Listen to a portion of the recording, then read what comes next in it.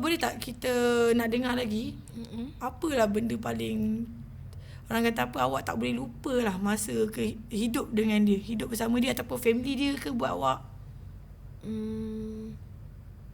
Benda paling tak boleh lupa time kita orang bergaduh dekat kampung ibu. Ibu awak? Kita orang bergaduh.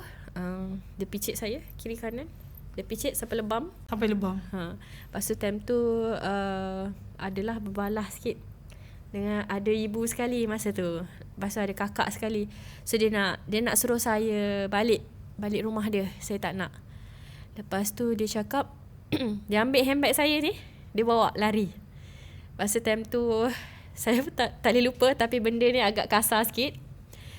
Dia ambil handbag, dia bergaduh dengan kakak saya. Kakak saya pun campur lah sebab terlampau ni kan. Lepas tu dia bergaduh, berjerit-jerit. Lepas tu dia orang bergaduh, saya ambil, agak kejam Nisa,